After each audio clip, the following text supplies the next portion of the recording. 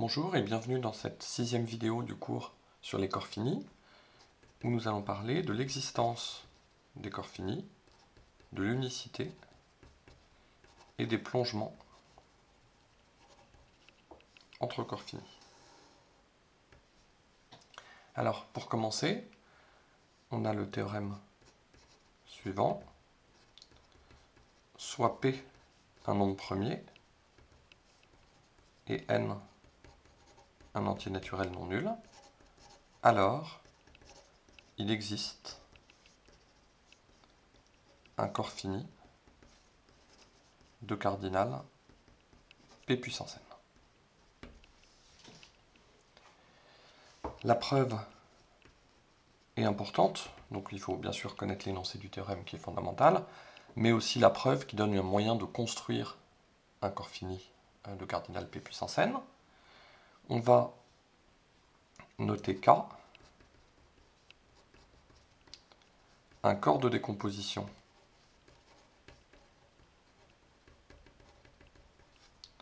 du polynôme x puissance q moins x sur z sur pz, avec q égale p puissance n. Donc ça, on a vu dans une vidéo précédente ce que c'était qu'un corps de décomposition, ça existe. Et on va noter aussi b, l'ensemble des x appartenant à k, tel que x puissance q égale x, c'est-à-dire l'ensemble des racines du polynôme quand x puissance q moins x. Alors on a un certain nombre de propriétés. Tout d'abord, le polynôme xq moins x est scindé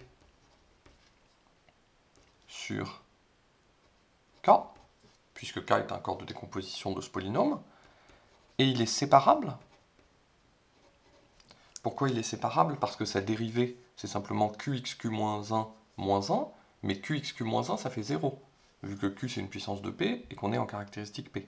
Donc en fait, la dérivée de ce polynôme, c'est moins 1, donc ce polynôme est premier avec sa dérivée, donc il est séparable.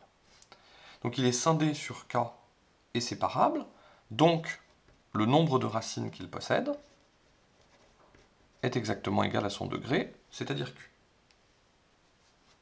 Puisque les racines qu'il a dans k sont 2 à 2 distinctes, ça vient du fait qu'il est séparable.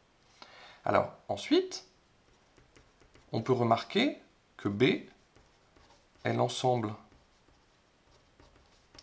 des points fixes de l'application psi de k dans k qui a un élément x associe x puissance q. Or, psi, c'est phi puissance n, où phi c'est le Frobenius de k dans k, x associe xp, et ce que je note phi puissance n, c'est bien sûr phi rond phi n fois. Alors ça, c'est une propriété très importante. L'élévation à la puissance p puissance n, donc cette application psi, c'est la composée avec elle-même n fois de l'élévation à la puissance p, c'est-à-dire du morphisme de Frobenius. On peut voir ça, disons, avec n égale 2. Phi rond phi de x, c'est phi de x puissance p, c'est-à-dire c'est x puissance p qu'on met lui-même à la puissance p, et x puissance p mis à la puissance p, ça fait x puissance p carré. Et donc ça fait bien ce que j'ai noté ici, psi, lorsque n égale 2. Or, phi est un homomorphisme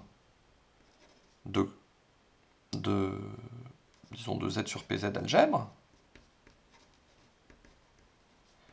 Donc, psi aussi, par composition. Et donc B est l'ensemble des points fixes d'un certain homomorphisme de z sur pz algèbre. Et à partir de ce moment-là, c'est très facile de voir que B est en fait un sous-anneau de K contenant z sur pz. Alors z sur pz, je le vois bien sûr plongé dans K, donc en fait quand je dis z sur pz, c'est les éléments de la forme alpha fois 1, où alpha est dans z sur pz, c'est-à-dire c'est le sous-corps premier de K, qui est isomorphe à z sur pz. Et donc B est un sous-anneau de K contenant Z sur PZ, ça vient directement du 2i, il suffit de vérifier les axiomes de Susano en utilisant que psi est un morphisme de Z sur PZ algèbre et ça tombe tout seul.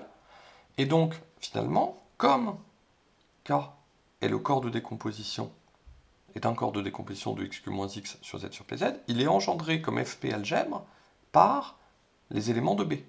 Or, B forme déjà un sous-anneau contenant Z sur PZ, en fait, B est en fait même une sous-Z sur PZ algèbre, et donc, on obtient que K égale B.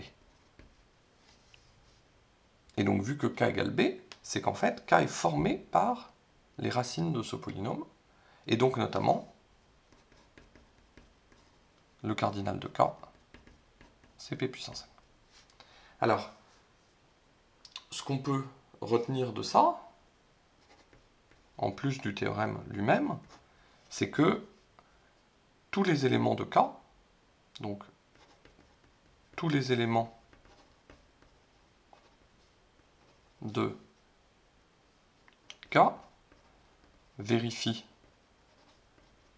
xq égale x. Alors ça, en fait, c'est quelque chose qu'on avait déjà vu au début, dans la première vidéo sur les corps finis, mais c'est quelque chose de vraiment important. Alors, on a une notation qui est très utile, en tout cas très répandue. On note FQ, un corps, à Q éléments. Alors bien sûr, on adopte cette notation lorsque Q est de la forme P puissance n, puisqu'en fait on a vu dans la première vidéo que le cardinal d'un corps fini était toujours de la forme P puissance n avec P un nombre premier et n un entier naturel non nul. Et donc lorsque Q est de cette forme, on vient de voir qu'il existe bien un corps fini de cardinal P puissance n, et on note FQ un tel corps. Alors, cette propriété est justifiée par le théorème suivant d'unicité. Soit K et K', deux corps finis de même cardinal, alors K et K' sont isomorphes. Alors c'est un théorème qu'on va démontrer juste après, dans la suite de cette vidéo. C'est un théorème qui est très important, qui justifie la notation FQ, parce qu'effectivement, il y a plein de façons de construire un corps fini à Q éléments, mais quelle que soit la façon dont on fait, les corps finis qu'on obtiendra seront toujours isomorphes entre eux. Donc c'est un théorème qui rappelle un peu celui des espaces vectoriels de dimension finie. Si vous prenez deux espaces vectoriels finis sur un même corps de même dimension, alors ils sont isomorphes. Et donc là, on a un peu quelque chose du même genre. Alors j'attire votre attention sur le fait qu'ils sont isomorphes, mais ça ne veut pas dire qu'ils sont égaux non plus. Et donc notamment pour nous, quand on va essayer de construire concrètement des corps finis, eh bien en fait, étant donné un Q de la forme P puissance n, il va y avoir en général plusieurs manières de construire un corps fini de cardinal Q, et ce ne sera pas tellement immédiat de passer d'une à l'autre des représentations de ce corps fini. Donc c'est quand même un théorème qui est très important, mais qui n'est pas non plus tellement... Enfin, disons, il y a quand même plusieurs façons de construire des corps finis de cardinal Q. Donc, pour démontrer ce théorème, on va revenir... Enfin, on va plutôt généraliser, disons, le résultat, c'est-à-dire qu'on va démontrer quelque chose de plus fort d'abord, et notamment le théorème suivant.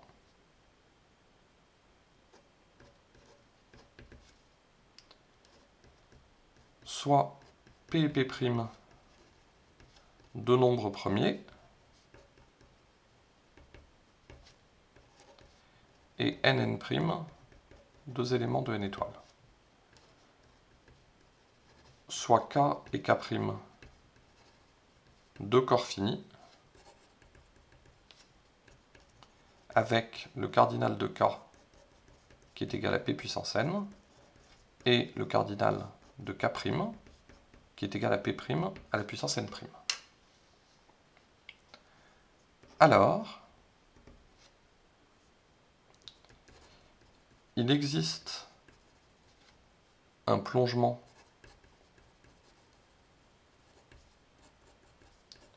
de K dans K', c'est-à-dire un homomorphisme de corps de K dans K', si et seulement si P égale P' et N divise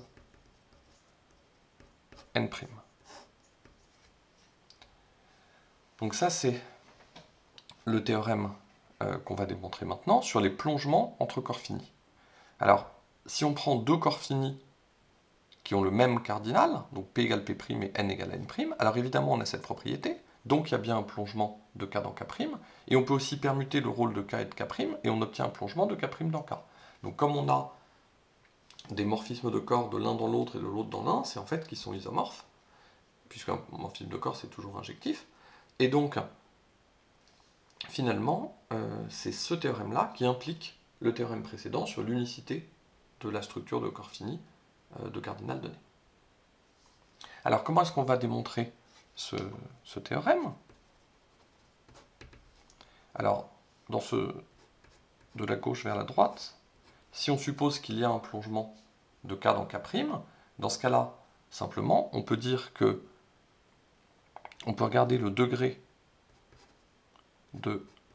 Alors, la première chose qu'il faut que je dise, c'est que s'il y a un plongement de K dans K', les corps ont forcément la même caractéristique. Alors pourquoi? Parce que on peut regarder la caractéristique de K, c'est le cardinal du plus petit sous-corps contenu dans K, donc c'est P ici, et donc il y a un plongement de Z sur PZ dans K, et en composant avec ce plongement-là, on a un plongement de Z sur PZ dans K'. Et donc si vous avez un plongement de Z sur PZ dans K', bah, ça montre bien que K' est de caractéristique P, parce que quand vous calculez 1 plus 1 plus 1 un certain nombre de fois dans K', vous restez dans l'image de Z sur PZ dans K', et donc ça se passe dans Z sur PZ, et donc ça fait 1 si et seulement si le nombre de fois vous avez additionné, ça fait 0 si et seulement si vous avez additionné un nombre de fois qui est multiple de P. Et donc, dès qu'il y a un plongement d'un corps dans un autre, forcément, ils sont de même caractéristique. Donc du coup, on a que P égale P'.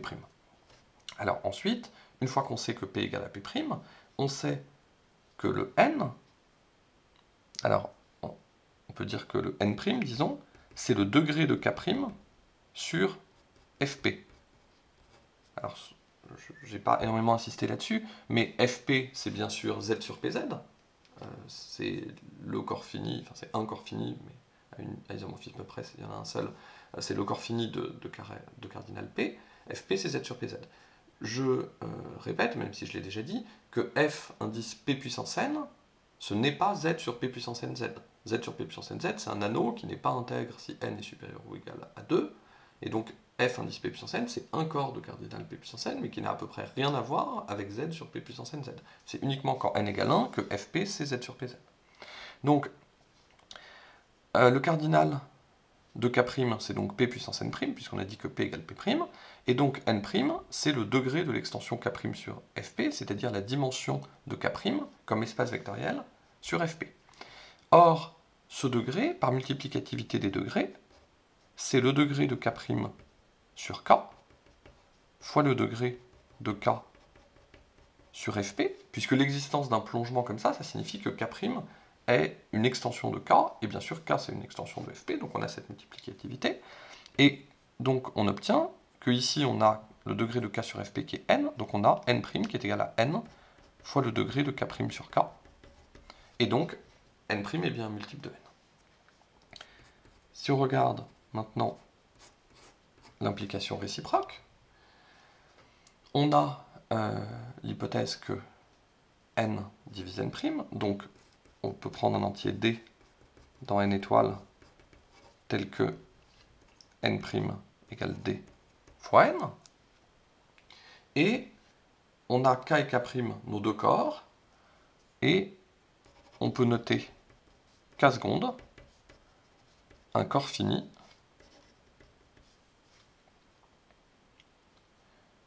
qui contient k et k'.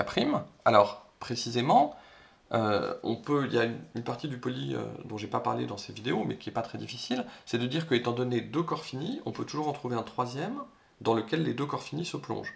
Donc là, on peut appeler k secondes un corps fini dans lequel il existe des plongements de K et de K'. Ensuite, quitte à identifier K et K' à leurs images dans K secondes, on peut supposer que K et K' sont contenus dans K secondes. Alors, une fois qu'on a fait ça, on a une propriété qui est très importante, c'est que, alors, K, c'est l'ensemble des x appartenant à K secondes, tel que x puissance p puissance n égale à x. Alors ça, c'est très important. Pourquoi est-ce que c'est vrai? Simplement parce que on sait que les éléments de K vérifient que x puissance le cardinal de K égale à x, ça on l'a déjà vu, et donc K est inclus dans cet ensemble. Mais cet ensemble, c'est l'ensemble des racines d'un certain polynôme de degré p puissance n, donc il a un cardinal inférieur ou égal à p puissance n. Comme il contient déjà K qui est de cardinal p puissance n, c'est que ces deux ensembles sont forcément égaux. Donc, on a K secondes, un corps fini, comme ça, qui contient les deux, et on arrive à réaliser K comme l'ensemble des racines de ce polynôme, x puissance p puissance n moins x, dans K secondes, et de même K', c'est l'ensemble des x dans K secondes, tel que x puissance p puissance n' égale à x. Or, x puissance p puissance n égale à x implique x puissance p puissance dn égale à x. Alors pourquoi? Parce qu'en fait, si on appelle... Alors il y a plusieurs façons de le faire. Soit on le démontre simplement par récurrence sur d, c'est-à-dire si on veut passer de d à d plus 1, on va juste mettre tout ça à la puissance p puissance n et constater que ça donne la même formule avec d remplacé par d plus 1. Ou alors ce qu'on peut dire, si on veut le voir autrement, c'est car en notant psi, l'application qui consiste à élever à la puissance q, avec q égale à p puissance n, on a psi puissance d, c'est-à-dire la composée de psi avec elle-même d fois, qui est le fait d'élever à la puissance q puissance d, avec q puissance d, qui est p puissance n puissance d, et ça fait bien p puissance dn. Et donc forcément, si x est un point fixe de psi, c'est aussi un point fixe de psi puissance d. Donc ça, c'est une propriété qu'il faut vraiment retenir, c'est quelque chose de très utile. Et donc, vu que on a cette implication, ça montre exactement que K est contenu dans K'. Ah, bien sûr, c'est contenu dans K', parce que je les ai vus comme tous les deux des sous-corps de K secondes, mais le résultat général, c'est qu'il existe un plongement. Alors, il y a quand même quelque chose qui est à retenir, qui est en fait un corollaire de la preuve, mais c'est quelque chose de très important. Soit P premier et N un élément de N étoiles, soit K un corps fini de cardinal P puissance N, donc je note K égale Fp puissance N, alors, pour tout entier M qui est un diviseur de N, K possède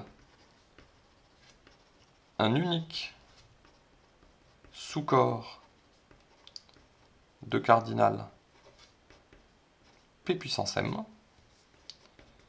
qui est l'ensemble des points x de K, tels que x puissance P puissance M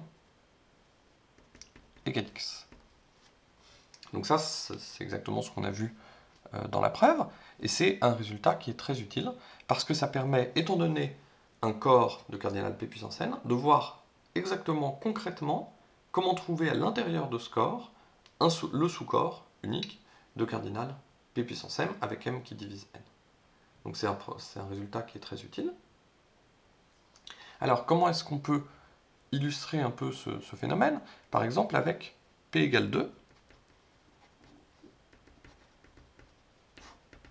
on a que F2 est un sous-corps de F4,